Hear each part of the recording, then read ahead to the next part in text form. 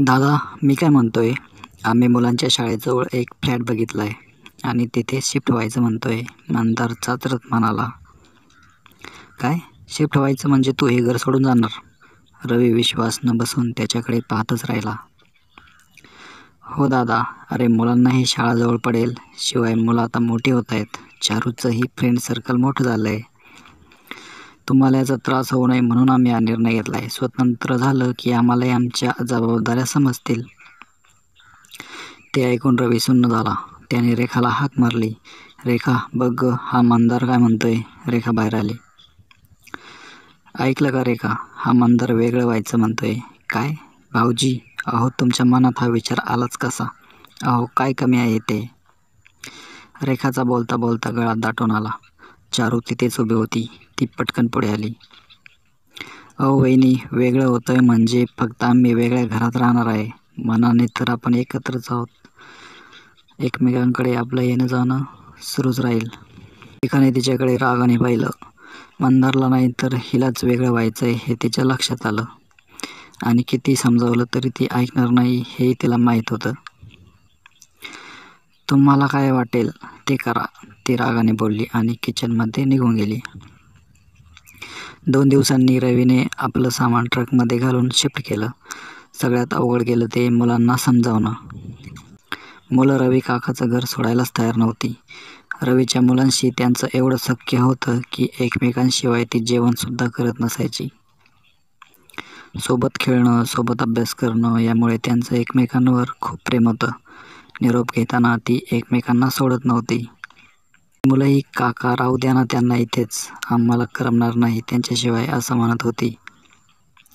रडारडी सुरू झाली तशी चारूने आपल्या मुलांच्या पाठीत धपाटे घातले आणि बळजबरीने त्यांना कारमध्ये बसवलं. फ्लॅटमध्ये आल्यावर चारूने सगळं सामान व्यवस्थित बसवलं.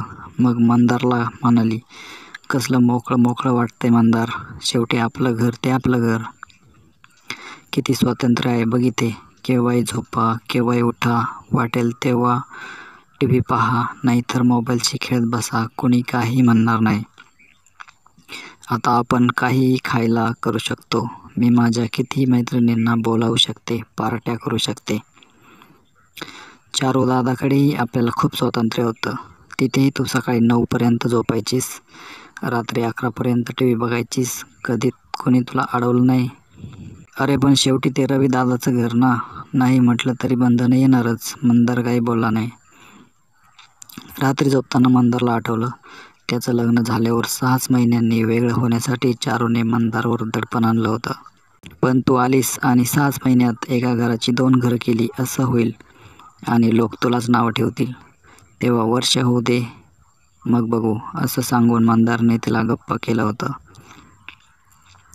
वर्ष संपता संपता चारू गरोदर राहिली आणि तो विषय बारगळला. चारूला आईवडील नव्हते. एक भाऊ जर्मनीत होता तर बहीण पुण्यात होती. चारूचं पहिलं बाळंतपण पुण्यात माझ्याकडेच करू असं तिच्या बहिणीने सांगितलं होतं. पण 7वा महिना उलटला तरी तिचा फोन आला नाही. म्हणून चारूनेच तिला फोन लावला. बाळंतपणाचा विषय काढताच ती म्हणाली, अगं चारू, जरा गडबड झाली आहे. फ्रान्सच्या 2 मुली माझ्याकडे वर्षभर राहायला येत आहेत. त्याच्यासाठी घराचं नूतनीकरणाचं काम सुरू आहे. घरात इतका पसारा आहे की तुला इथे राहणं मुश्किल होईल. तुझ्या होणाऱ्या बाळाला त्रास होऊ नये म्हणून मला वाटतं तू तुझं बाळंतपण तुझ्या सासरीच केलेलं उत्तम राहील. मात्र पुढच्या बाळंतपणाला माझ्याकडे नक्की ये, तेव्हा मी तुला हक्काने पुण्याला घेऊन येईन. कुण्या दूरच्या देशातल्या मुलींसाठी आपल्या बहिणीने सख्या बहिणीला झटकून टाकावं ही गोष्ट चारूच्या मनाला खूप लागली. ती रडायला लागली. मंदारने ती गोष्ट रेखा वहिनीला सांगितली.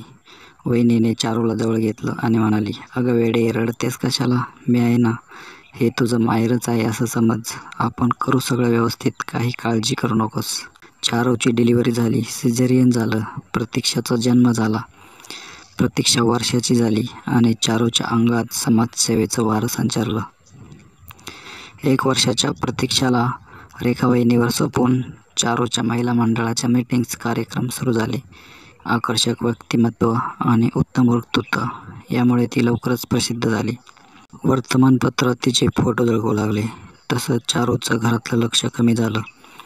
स्वतःची 2 मुलं आणि चारूची मुलगी यांना सांभाळताना रेखा वहिनींचा दिवस कधी उलटायचा ते कळायचं नाही. पण रेखा वहिनींनी कधीही तक्रार केली नाही. उलट ती चारूचं कौतुक करायची. चारूच्या महिला मंडळात अशाच महिलांचा समावेश होता ज्यांनी आपल्या सासू-सासऱ्यांना हाकलून दिले किंवा त्या स्वतःच एकत्र कुटुंबातून बाहेर पडल्या आहेत. च्या संयुक्त कुटुंबाबद्दल त्या तिची चेष्टा करायच्या. मग चारू मंदारवर आगपाखड करायची. मंदारला बायकोचं वागणं खटकायचं. तो ते बोलूनही दाखवायचा. अशा वेळी रेखा वहिनीच त्याला समजावायची. प्रतीक्षा 2-2.5 वर्षांची होत नाही तर चारू परत एकदा गरोदर राहिली. पहिलं सिझेरियन झाल्यामुळे डॉक्टरांनी तिला 6व्या महिन्यापासूनच बेड रेस्ट सांगितला. वचन दिल्याप्रमाणे आपली बहीण आपल्याला बाळंतपणासाठी पुण्याला घेऊन जाईल अशी चारूची अपेक्षा होती. पण याही वेळी तिने बहाणे केले. चारू, माझे म्हातारे सासू-सासरे माझ्याकडे आलेत आणि रोटेशननुसार 6 महिने ते इथेच राहणार आहेत. त्यांचं करूनच माझा जीव मेटाकुटीला येतो. तुझ्याकडे मला लक्ष देता येणार नाही. तू म्हणत असशील तर मी येते तुझ्याकडे. तेवढीच सासू-सासऱ्यांपासून माझी सुटका? चारूने मंदारला विचारलं. ती आली की करणार काहीच नाही, पण रेखा वहिनीवरच तिची सरबराई करायची वेळ येईल हे मंदार जाणून होता. त्याने सपशेल नकार दिला. रागावलेली चारू 2 दिवस त्याच्याशी बोलली नाही. योग्य वेळी चारूची डिलिव्हरी होऊन प्रसादचा जन्म झाला. मागच्या वेळेप्रमाणेच याही वेळी रात्री रेखा वहिनीने तिची काळजी घेतली. प्रसाद 5 वर्षाचा झाला आणि प्रतीक्षा 8 वर्षाची झाल्यावर मात्र चारूने मंदारचं ऐकलं नाही. रविदादा आणि रेखा वहिनीपासून त्याला वेगळं करूनच तिने मोकळा श्वास घेतला. पण असं वेगळं होण्याची शिक्षा मंदार आणि मुलं भोगू लागली. वेळेवर डबे न मिळणे, जेवण न मिळणं, त्यामुळे उपास घडणं असे प्रकार सुरू झाले. त्या अपार्टमेंटमध्ये मुलं होती पण ती आपापल्या फ्लॅटमध्ये दार बंद करून बसायची. अख्ख्या अपार्टमेंटमध्ये कोणी कोणाशी बोलायचं नाही. त्यामुळे मुलांना जेलमध्ये आल्यासारखं वाटू लागलं. चारूचं समाजसेवेसाठी सातत्याने बाहेर राहणं मुलांना आणि मंदारलाही त्रासदायक होऊ लागलं. मंदारची चिडचिड होऊ लागली. चारूसोबत त्याचे वारंवार खटके उडू लागले. मुलांनी चारूच्या स्वयंपाकाची तुलना रेखा काकूबरोबर केली की चारू चिडायची. मुलांना फटके लगवायची, नाहीतर शिक्षा करायची. तिची स्वतःचीही खूप धावपळ व्हायची. समाजसेवा आणि घरकाम यांचा ताळमेळ बसवणं तिला कठीण होऊन बसलं. शेवटी तिने स्वयंपाकासकट सगळ्या घरकामांसाठी बाई लावून घेतली. यामुळे तिला तर फुरसत मिळू लागली, पण मंदार आणि मुलांची नाराजी वाढली. थोडक्यात चारू वगळता कुणालाही या अशा स्वातंत्र्यात आनंद वाटत नव्हता. स्वातंत्र्याचे 7-8 महिने निघून गेले आणि एक दिवस चारू आजारी पडली. ताप उतरेना म्हणून टेस्ट केल्यावर टायफॉईडचं निदान झालं. मंदारने चारूला दवाखान्यात ॲडमिट केलं. बरीसभर म्हणून स्वयंपाक आणि घरकाम करणाऱ्या बाईने लग्नासाठी 15 दिवस दांडी मारली. मंदारचे फार हाल होऊ लागले. रात्री मुलांना शेजाऱ्यांकडे ठेवून हॉस्पिटलमध्ये झोपायला जाणं, सकाळी घरी येऊन मुलांना शाळेसाठी तयार करणं, त्यांचे डबे तयार करणं, मग स्वतः तयार होऊन परत हॉस्पिटलला जाणं, चारूच्या वेगवेगळ्या टेस्ट करणं, यात मंदारचा दिवस कधी पार पडायचा त्यालाच कळत नव्हतं. चारूच्या तब्येतीत काहीच फरक पडत नव्हता. त्यातच तिला चिकुनगुन्या झाल्याचं निदान झालं आणि तिच्या हालात अजूनच भर पडली. तिच्या महिला मंडळातील बायका फक्त तिची कोरडी चौकशी करून जात होत्या, पण एकीनेही तिला मदत करायची तयारी दाखवली नाही. एक दिवस संध्याकाळी मंदार चारूजवळ चिंताग्रस्त अवस्थेत बसलेला असताना दरवाज्यावर थाप पडली. मंदारने दार उघडून पाहिलं तर बाहेर रविदादा आणि रेखा वहिनी उभे होते. अरे दादा वहिनी, तुम्हाला कोणी कळवलं? मंदार: अरे चारू आजारी असल्याचं कळवायचंच ना, एक साधा फोन तर करायचाच. वेगळा झालास म्हणजे आमचा काही संबंधच राहिला नाही का? रवीने आत येता येता विचारलं. तसं काही नाही रे दादा, पण काही बोलू नका भाऊजी. आज प्रतीक्षा आणि प्रसाद घरी आले नसते तर आम्हाला काही कळालं नसतं. काय मुलं तुमच्याकडे आलेत? हो, आईवडिलांचे होणारे हाल त्यांना पावले गेले नाहीत म्हणून ते आमच्याकडे आलेत आणि आता चारू घरी येईपर्यंत त्यांना आमच्याकडेच राहू देत. बापरे, काय भयंकर अवस्था झाली चारूची. चारूकडे पाहत रवी म्हणाला. आणि या कोणत्या दवाखान्यात घेऊन आलास तू तिला? अरे अरे आपल्या इतक्या डॉक्टरांच्या ओळखी आहेत, चांगल्या डॉक्टरकडे तर जायचंच. आणि आपल्या एवढ्या मोठ्या मेडिकल एजन्सीमध्ये सगळी औषधं उपलब्ध असताना तू विकत औषधे आणलीस. मंदारला काय बोलावं ते कळेना. रवीने फाईल बघितली, मग म्हणाला, आपण आत्ताच चारूला दुसऱ्या दवाखान्यात शिफ्ट करूया. मी डॉक्टरांशी बोलतो आणि ॲम्ब्युलन्स बोलावून घेतो. रेखा चारूजवळ बसली, तिचा हात हातात घेऊन म्हणाली, काही काळजी करू नकोस चारू, सगळं व्यवस्थित होईल. आणि भाऊजी मी थांबत जाईल रात्री चारूजवळ.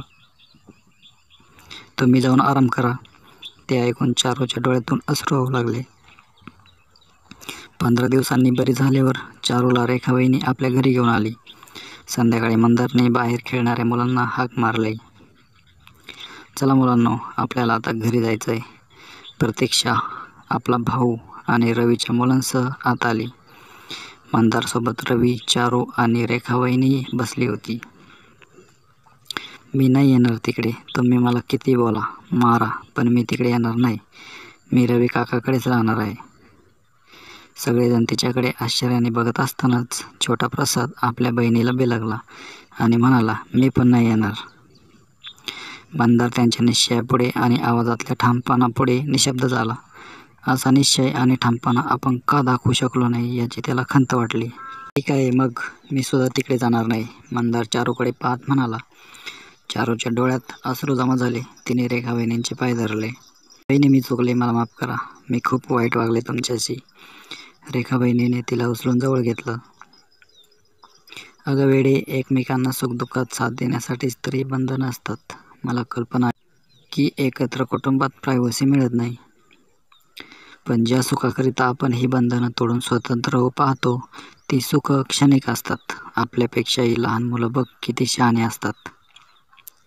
ती एकमेकांशी भांडतात, मारामाऱ्या करतात, पण पुन्हा एक होतात. आपल्या घासातला घास एकमेकांना खाऊ घालतात. शेअरिंगचं सुख त्यांना कळलेलं असतं. आपण मोठे स्वतंत्र होऊ पाहतो, पण त्या स्वातंत्र्यामुळे येणारी वेगळी बंधनं अजूनच त्रासदायक ठरतात. या सर्व प्रकारात तुझी नाही, तुझ्या वयाची चूक आहे.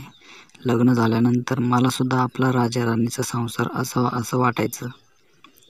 पण नंदा-दिरांची लग्न, सासू-सासरे आणि माझ्यावरचे संस्कार यामुळे मला स्वतंत्र होता आलं नाही. नंतर तरी बंधनच मला आवडायला लागले. आता तर मी त्याशिवाय जगूच शकत नाही. चारूने डोळे पुसले, दिराकडे पाहिलं आणि म्हणाली, भाऊजी, आम्ही परत या घरात आलेलं चालेल? चालेल. अगं हे घर तुझंच आहे चारू. मंदार, घेऊन ये सगळं सामान. मुलांनी एकमेकांना मिठ्या मारल्या. ते पाहून मंदारचे डोळे आसवांनी भरून गेले. तर मित्रांनो, व्हिडिओ आवडला असल्यास व्हिडिओला लाईक करा आणि चॅनलला सबस्क्राईब करा. धन्यवाद.